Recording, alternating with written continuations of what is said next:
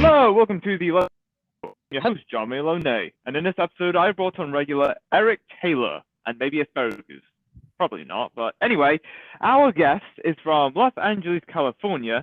He's a real estate broker who lives in Los Angeles, of course, and he has a bad writing habit, apparently.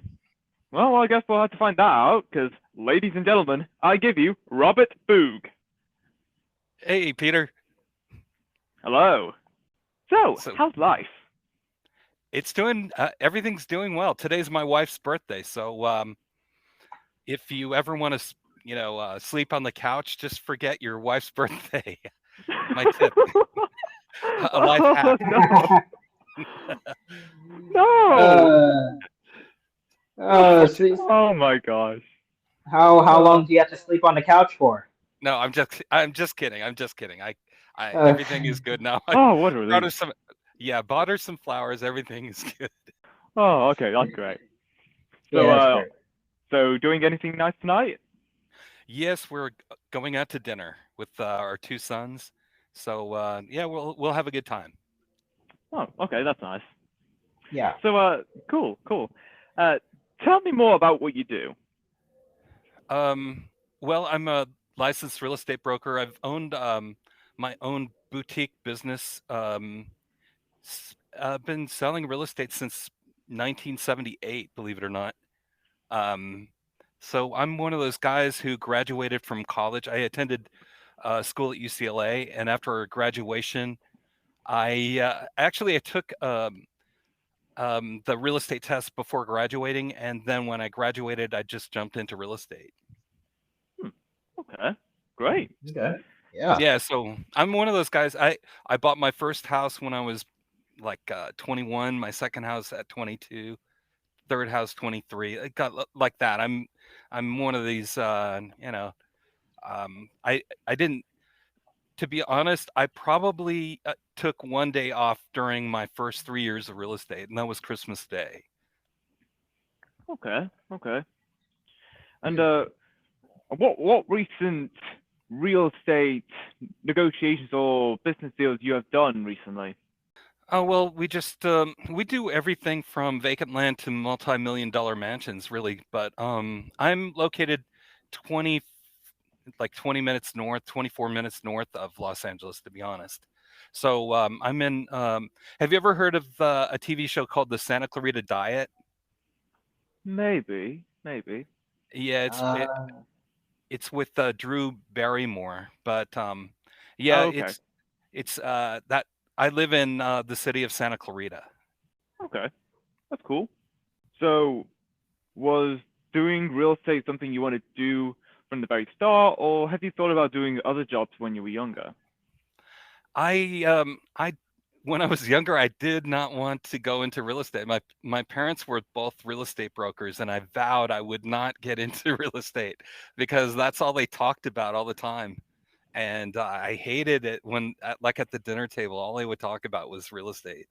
So like like yeah, they wouldn't talk about basketball, baseball, wrestling, nothing, just real estate. yeah, it was always always Oh real my estate. gosh. It was terrible. I hated it. But So they didn't talk about what they would be getting you for Christmas. Real estate. yeah, it was on their list.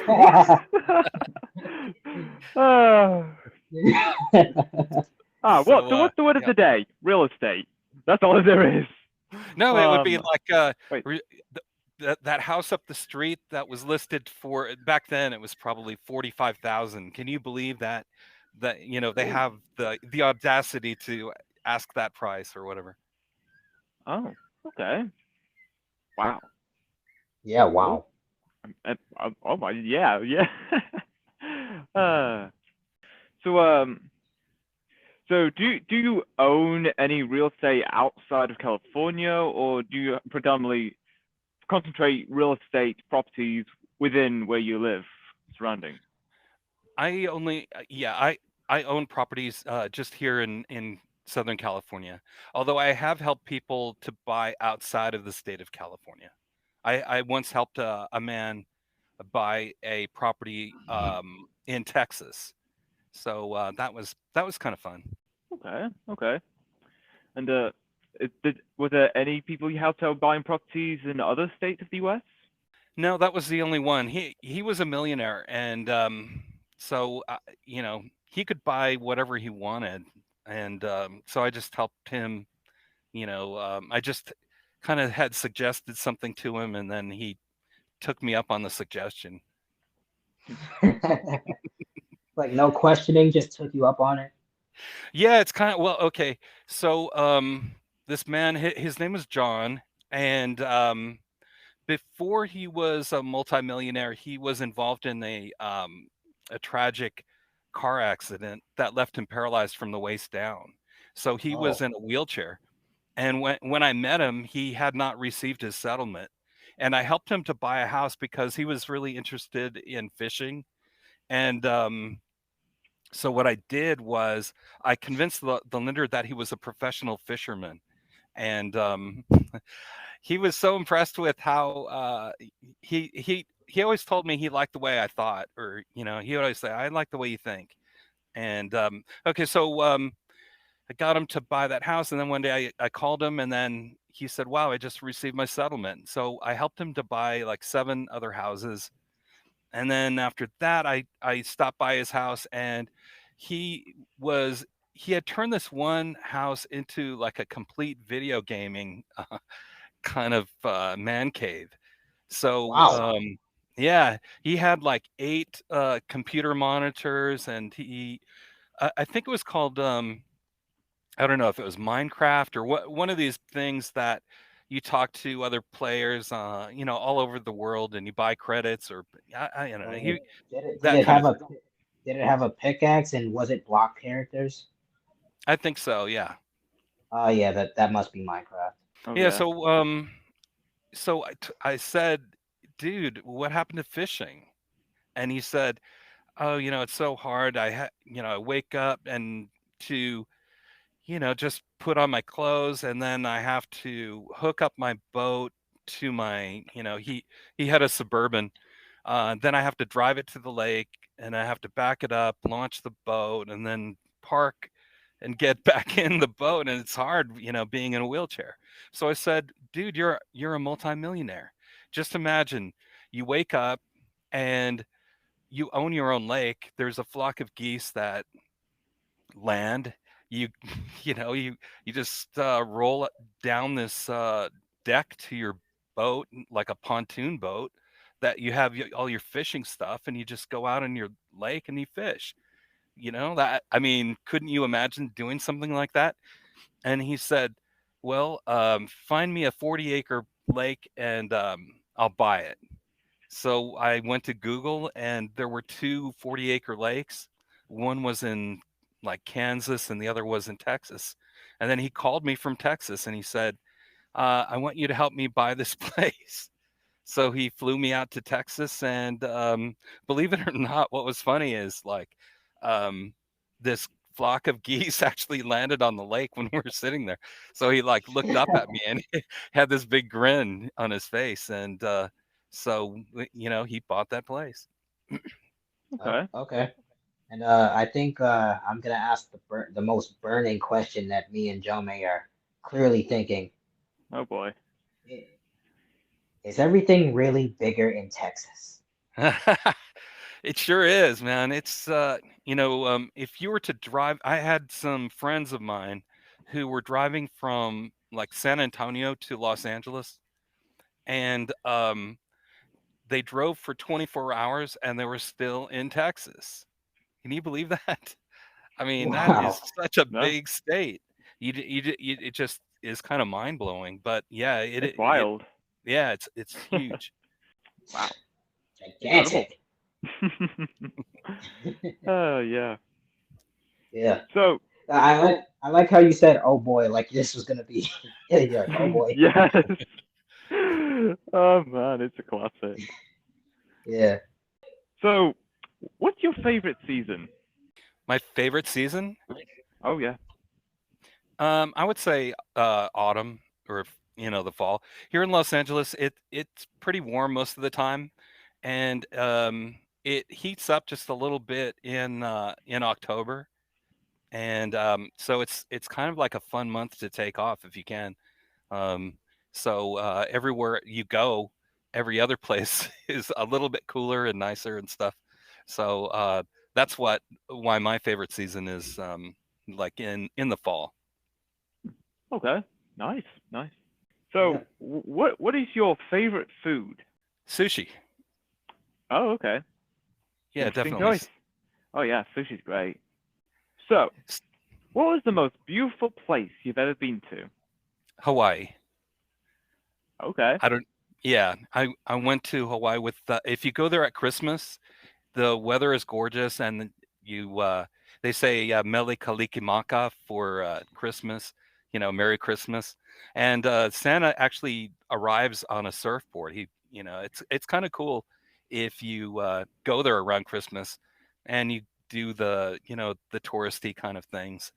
Um, you know, they have luau's that you can take, where a bus will take you there, and you drink and sing all kinds of silly songs and have a great time. It's really a lot of fun. Okay. Okay. Yeah, I would. Yeah, it would be nice So to go. Yeah. What yeah, it about would be you? I nice mean, to. So would you say if your mind was an island, would it be Hawaii? well, yeah, probably, the main island, I guess. That's not the big island, but I just went to where Waikiki, that area, and you rent a car and you can drive around the whole island, maybe in a half an hour or so. I mean, it's not. And what's interesting is the sign says Interstate Highway, and you think to yourself, who made this sign? Because you've just flown over like 3,000 miles of water. But Yeah. You just you're nowhere near the mainland. It's just you're right. miles There's away no into the Pacific. yes, It's like a whole new plane, but yet somewhat familiar atmosphere. It's mind-boggling. yeah, and it's very beautiful too. It really Oh is. yeah. Oh yeah, absolutely. So, if you have to choose between scuba diving, bungee jumping, or skydiving, which one would you choose? I would probably go for scuba diving, and just to see what I have done. Um, I've done parasailing before, so I kind of have I like that. I mean, it's fun to do, but I've kind of done that, and I've never really scuba dived. So I think that would be fun. Cross it off the bucket list kind of thing. Okay, that's great. What was the worst piece of advice you were ever given? Worst piece of advice? Um, I don't know. I guess I didn't listen to it. I don't know. I can't really think of one. Okay. What about yourself? What was I just thought of it right now, and oh my gosh, it's so bad. Let's Okay, hear it. okay. I don't know how to say it, but it's very complicated. But that's not why it's bad. It's just uh okay. So there was this lad who wants to get the ladies, typical stuff, yada yada yada. So typical Chad. Yeah, basically. So basically, what he said to me, the guy who knows more about the ladies than he does, is like, if you want the ladies, you need to get a grapple on the. I'm not gonna say it, but he said about some On the grappling something and do them okay, whatever. Yeah, grab her grappling. rear end. That's yeah. I think that's just the least shakiest way to put it. It's just no. He's going about it all wrong. He has a completely wrong perspective about dating. So yeah, I never That's took like that advice ever. I also told people not to take advice from him ever because that was awful. That was the worst advice I ever heard in my life. So I'll be honest, that's advice I would expect to hear from a cartoon, like an adult cartoon. oh yeah, At that. Like oh I wouldn't yeah, take that. I wouldn't take that advice. nah, yeah. best we don't. I Best mean, nobody take that advice whatsoever. It's just no, has no. he provided you with any other advice after that? Yes, and this one is very, very stupid. He says, Okay. if you want to if you want to earn loads of money, uh, take a dollar bill or any paper note, bury it in the ground, water it, and eventually a little tree will grow, and paper money bills will start growing out as leaves. That's no, I'm not joking. That's what he actually said. Take a paper bill, bury it in the ground, water it, and eventually it will grow into a money tree. Like, Well, how old was he? Because I think he was just trolling at that point. yeah, he was definitely trolling. Oh man, Okay. he was so stupid. Oh man. Uh, so, Shoot, if it worked like that, I'm pretty sure everyone would have been planting money. You know? and if everyone did it, then inflation would have gone a lot worse than it already is right now. So, yeah, that would be pretty Right. bad. Mhm. Yeah. So, what is the most comfortable piece of clothing you own? My shoes, probably. My wife bought me the pair of Crocs, and I'd always made fun of people who wore Crocs, and I have to admit they're actually really comfortable. I wouldn't be seen in public with them, but wearing them around the house, um, Crocs are actually kind of comfortable, and you really don't think of them like that. I think, or at least I never did. Okay. You know, I'm not gonna lie. I'd still make fun of people who wear Crocs. Yeah, They're just not. they're not cool. Yeah, I agree. I mean, but again, I just wear them around the house and in the backyard, kind of thing. Yeah. I mean, I don't have anything against Crocs. I just don't see the appeal to them. That's all. I'm Me pretty neither. laid back with when it comes to fashion or anything in general. But yeah, sometimes I don't get certain things on why people say why this is bad and what this is good. I'm just laid back about most things, especially Crocs. I think they're all right, to be honest, at times. Yeah. Yeah, So, so so you said that your wife told you that you had a bad writing habit. Can you tell us more about that? yeah. Okay. So this is kind of a lengthy story, but I she and I were watching this documentary on Edward de Vere. He was supposed to be the guy who wrote Shakespeare, and after we watched it, like a month later, we were having dinner with my son, and I went on and on about this movie. And on the way home, come to find my wife did not agree with me on the movie at all. She thought that anyone could write she's Hispanic, so she's from Guatemala originally, and my wife has a temper like a microwave. You put it on 8 and her blood is boiling, that kind of thing. So when I told her that no, nobody could write like Shakespeare, just you know, you would have to be highly educated, and so that really fired her up. And so after that, I decided to you know do some more writing. So when she says I have a bad writing habit, it means like I will sit somewhere, doodle on like a yellow line paper, and just start words kind of pop in my head, and I start writing them down. And so she says, "You have a bad writing habit." And anyway, so I wrote this book on Shakespeare, where I claimed that Shakespeare did not write Shakespeare, that kind of thing. So that that inspired her comments, I think. Okay. That was Okay. very, very interesting. Yeah, it was interesting. And Oh I'm yeah. not gonna lie, when you said she when you said at the part where she was fired up, I thought you were gonna say as soon as that happened, she made you sleep on the couch. Like Just about. I thought Oh boy. It was pretty close. Yeah, Oh boy. I'm not lying. Oh But here's yeah. the thing: when I talk, okay, so this is the thing that about Shakespeare, that there is no direct evidence that anyone other than William Shakespeare wrote William Shakespeare, right? I mean, his name is on the plays, on the sonnets, the quartos, or whatever, and the first folio, which includes like 36 of his plays. So the thing that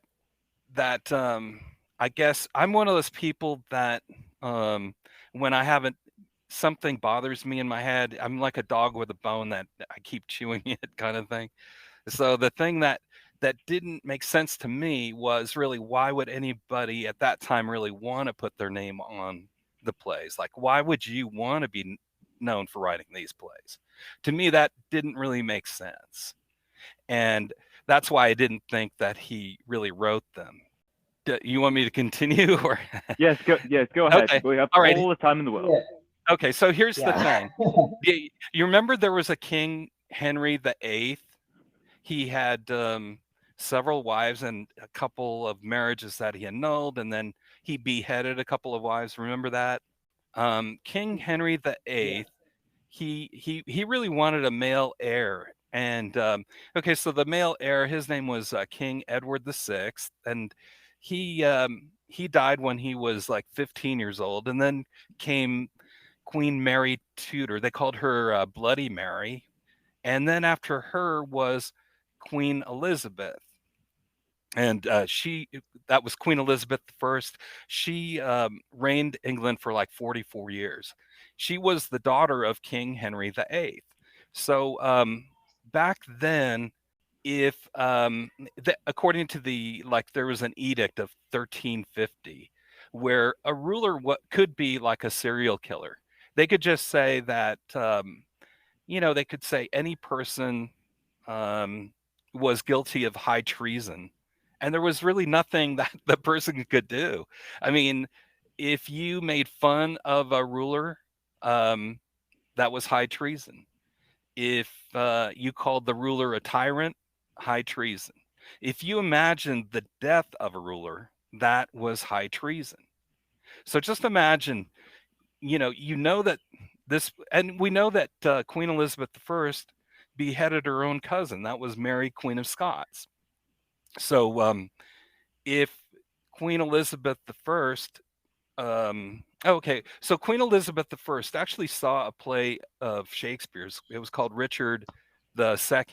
And after she was pretty old. She was like 63, and she passed away when she was 65. So she was not a spry chicken kind of thing.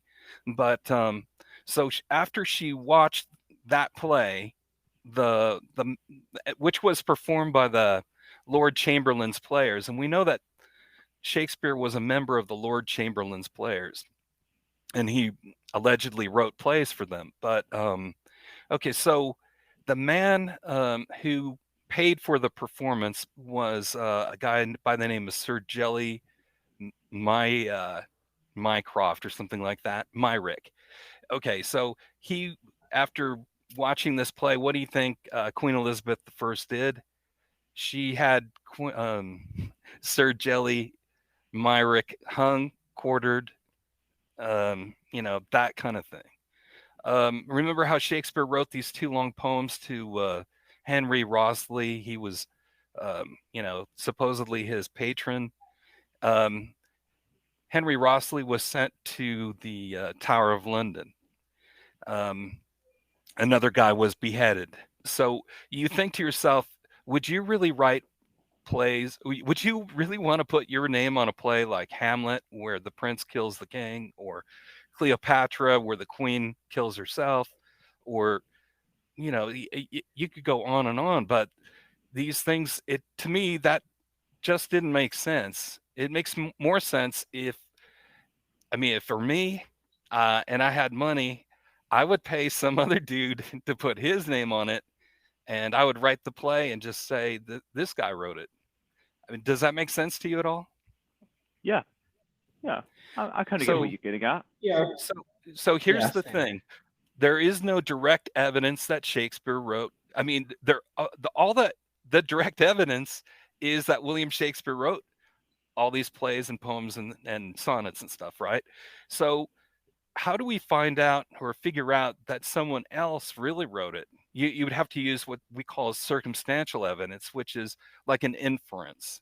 So there are different pieces of circumstantial evidence. Like, have you ever heard of Rosencrantz and Guildenstern in the play Hamlet? There were two, actors, well, two actors called Guildenstern and Rosencrantz, but they were actually real people. They were the king of Denmark's ambassadors, and the king of Denmark at that time, his name was Frederick, and Frederick had this uh, unusual drinking ritual where he would fire a cannon after he would drink a shot. And so, I mean, in in Hamlet, he talks about this. Like, there's a quote that no jocund, king will da da da da. Goes on like, and he talks about firing a cannon.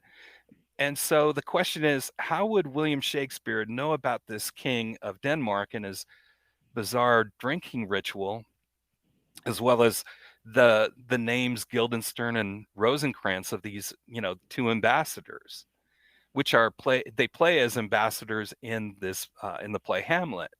Well, there was this guy named Peregrine Bertie, who was the English ambassador to Denmark, who spent about a year, let's say 14 months or something there in Denmark. So he witnessed like firsthand what was going on, right? Mm-hmm. And Peregrine Bertie was the brother-in-law of Edward de Vere. So couldn't you imagine, like, one night you're at, I don't know, at dinner, and this guy's telling you stories, you want to hear a funny drinking story. This guy would fire a cannon after he'd take a shot, or like stuff like that. So that's just one piece of it. And so I don't know, to me it's a matter of picking up little pieces like that kind of have slipped through the cracks to create a circumstantial case that there was a different writer than Shakespeare. We've kind of got it wrong. Well, but here's the thing: scholars that are like Shakespeare scholars, they just kind of like put people like me down and just say, "You're, they like a flat Earth believer," or he's a crank, he's a, like an idiot. But I'm just looking at it like, I yeah, and what happened too was, during the pandemic here in California, they closed the whole state down, like Blockbuster Video, right? So I had nothing to do, and I was watching TV, and I kept seeing this commercial for Latuda, and I was thinking to myself, man, this must cost them a lot of money. I mean, because they play this commercial over and over. How much does this Latuda cost? And so I got my iPhone and I Googled Latuda, got the website.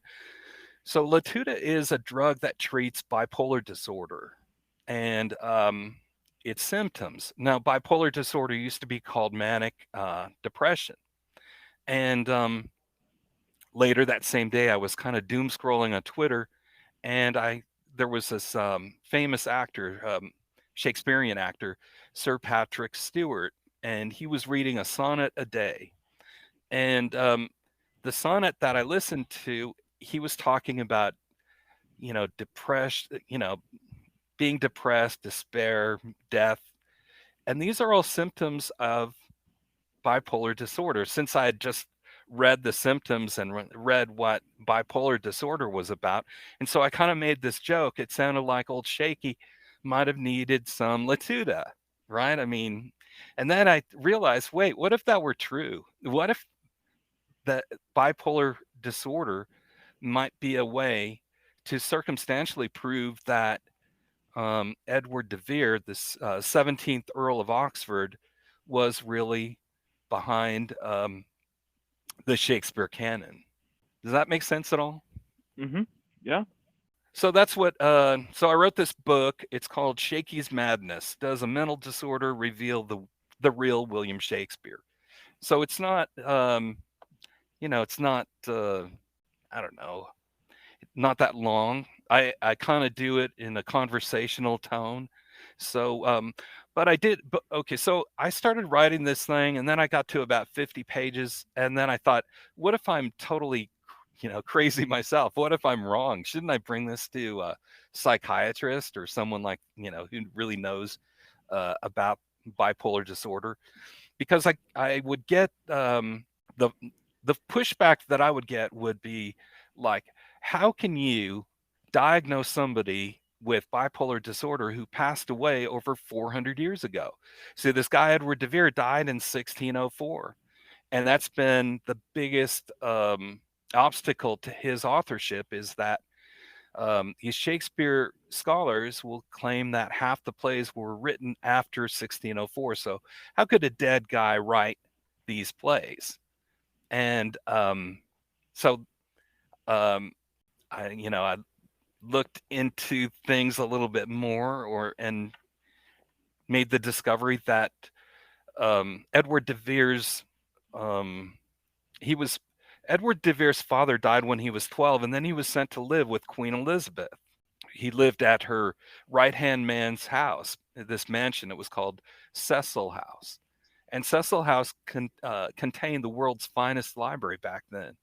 And one of the people who lived at Cecil House was a man by the name of Arthur Golding, who translated Ovid's 15-book poem Metamorphosis into English from Latin. And so he lived, it was actually Edward de Vere's uncle, and he lived there with him. And so one of the things with the William Shakespeare has been, how could he read Metamorphosis, because he lived in Stratford upon Avon, and he had to have read it in both Latin and English, and they didn't have any public libraries back then. And so again, people will get back, well, remember, Edward de Vere died in 1604, so he couldn't have written these plays. But then you look at things, and if you look closely, you realize that he probably could have written everything, and someone else after his death have changed a few lines, really. And William Cecil, whose wife was named Mildred, Mildred's sister was the mother of Sir Francis Bacon. So Sir Francis Bacon and Edward de Vere were cousins. They knew each other. So it's kind of like, it gets kind of interesting when you really look into it, and you suddenly, it doesn't seem like all that crazy of a notion. And when I got an email back from the psychiatrist who had read this, these 50 pages, he said that no one in the history of literature has ever noticed this before, about Edward de Vere possibly being bipolar. Okay. That was very interesting. Yeah. Oh, thanks. That is all we have. That's all we have for this episode. It was great having you here, Robert, talking about your real estate, and especially talking about theories behind William Shakespeare and his plays. Wow, it's quite impressive. Oh, thank you so much. And your writing addiction. Yeah. Thanks, Eric. Oh man. Appreciate it, Eric. Anytime. And until next time, stay tuned for more.